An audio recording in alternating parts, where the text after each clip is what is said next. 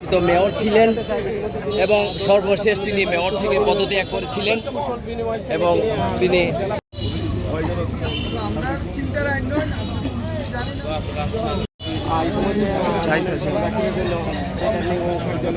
সামনে এসেছেন এখন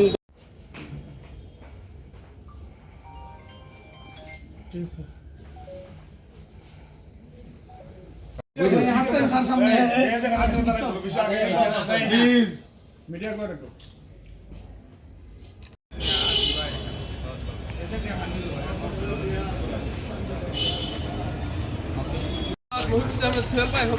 লাখাই আসনের সংসদ সদস্য পদপ্রার্থী তথা 10 দলীয় সমঝোতা জোটে সহযোগিতা কামনা করছি। আমি উপস্থিতি এ পর্যন্ত আপনাদের সামনে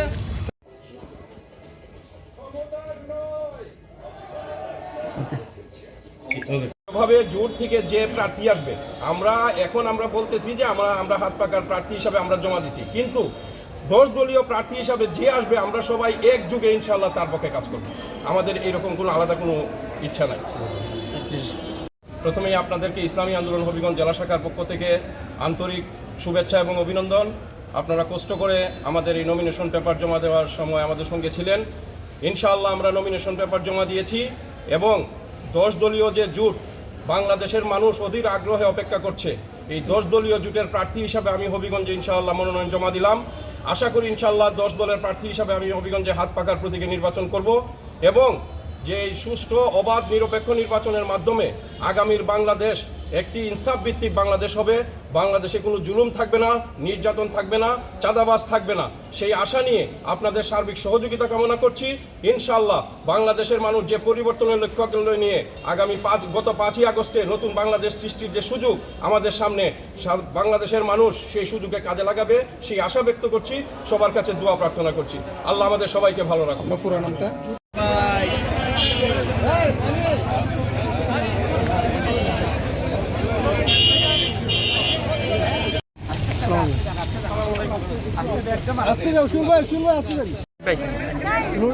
বিএনপি বাংলাদেশের সবচেয়ে বড় এবং জনপ্রিয় রাজনৈতিক দল। গত 17 বছর বাংলাদেশে জাতীয় নির্বাচন হওয়ার বিন্দুমাত্র কোনো চান্স ছিল না বলে বিএনপি নির্বাচন করতে পারেনি। 17 বছরে আমাদের দলে অনেক যোগ্য মানুষ ইতিমধ্যে তৈরি হয়ে গিয়েছেন। বিএনপির প্রতিটি আসনে 3 থেকে 7 জন পর্যন্ত এমপি হওয়ার মতো যোগ্য মানুষ মাঠে ময়দানে চষে বেরিয়েছেন।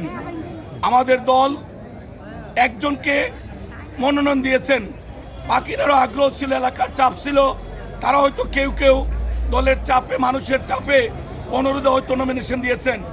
দিন শেষে আমরা সবাই বিএনপির কর্মী, ধানের শীষ যার আমরা সকলে তার। দেখবেন একজন মানুষও স্বতন্ত্র করবেন না, দলের বাইরে কেউ যাবেন না। ব্যক্তির চেয়ে দল বড়, দলের চেয়ে দেশ বড়। যদি কেউ দলের সিদ্ধান্তকে অমান্য করে, দলকে চ্যালেঞ্জ করে নিজেকে বড়ত্ব জাহির করতে চান, দল ওনাদের বিরুদ্ধে যথাসময়ে যথাযথ ব্যবস্থা নেবে, এটাই খুব স্বাভাবিক। তবে আমরা আশা করব আন্দোলনের সংগ্রামে মাঠে ময়দানে আমরা একসাথে ছিলাম দীর্ঘদিন। আমরা মাসের পর মাস, বছরের পর বছর অনেকে জেল কেটেছি। প্রত্যেকটা মানুষের একটা মনের মধ্যে আগ্রহ যে একবার পার্লামেন্টে যাবে, জনগণের ভোটে নির্বাচিত হয়ে এলাকার সমস্যার সমাধান করবে। কিন্তু দলের একজনের বেশি যেহেতু প্রার্থী দেওয়ার কোনো সুযোগ নেই, সেই জন্য একজনকে ভোট করতে হবে। আমরা পরবর্তী অন্যান্য নির্বাচনে আমরা দলের মনোনয়ন নিয়ে প্রতিদ্বন্দ্বিতা করব, এটাই দলের সিদ্ধান্ত। সবাইকে ধন্যবাদ। প্রতিবন্ধকতা তো আছেই। আওয়ামী লীগ এবং যারা নির্বাচন পিছাতে চায়, বানচাল করতে চায়, তারা তো বসে নেই। আমাদের প্রিয় নেতা তারেক রহমান সাহেব বাংলাদেশে নেমে বলেছেন দেশে বিদেশে চক্রান্তকারীরা কিন্তু বসে নেই। তারা সুযোগ পাইলেই নির্বাচনকে বিলম্বিত করা, নির্বাচনকে বন্ধ করা, স্থগিত করা, এই সমস্ত অপতৎপরতায় তারা লিপ্ত আছেন। আমরা বিশ্বাস করি সারা বাংলাদেশের 18 কোটি মানুষ যেখানে মনস্থির করে ফেলেছেন, তারা এইবার সুন্দরভাবে ত্রয়োদশ সংসদ নির্বাচনে অংশগ্রহণ করবেন। কোনো শক্তি এই ষড়যন্ত্র করে এই নির্বাচনকে দমিয়ে রাখতে পারবে না, এটাই আমরা বিশ্বাস করি। বন্ধুরা, আপনারা দেখেছেন আওয়ামী লীগ 300 আসনে অ্যাডভান্স বলে ফেলতো, তারা জনগণের প্রতি তাদের কোনো আস্থা বিশ্বাস ছিল না।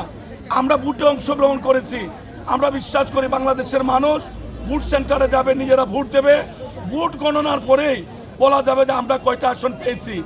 আমরা বিশ্বাস করি অতীতে যতবার বাংলাদেশের মানুষ অবাধ সুষ্ঠু নিরপেক্ষ নির্বাচনের সুযোগ পেয়েছে ততবারই বাংলাদেশে বিএনপি নির্বাচিত হয়ে জনগণের ভোট দ্বারা নির্বাচিত হয়ে রাষ্ট্রীয় ক্ষমতায় গিয়েছে।